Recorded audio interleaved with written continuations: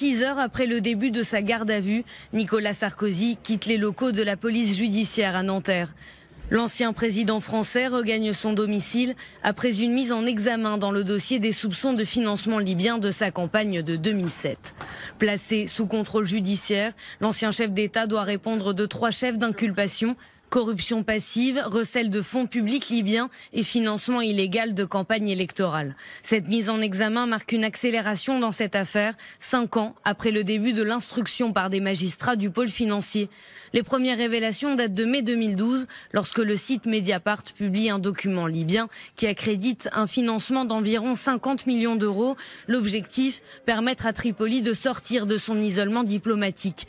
Plusieurs protagonistes du dossier ont accrédité la thèse de versement illicite. L'homme d'affaires Ziad Takieddine a lui-même assuré avoir remis entre fin 2006 et début 2007 3 valises contenant 5 millions d'euros du régime de Kadhafi à Nicolas Sarkozy, alors ministre de l'Intérieur, et à son directeur de cabinet de l'époque, Claude Guéant. L'ancien secrétaire général de l'Élysée est d'ailleurs le premier à avoir été mis en examen dans cette affaire en mars 2015.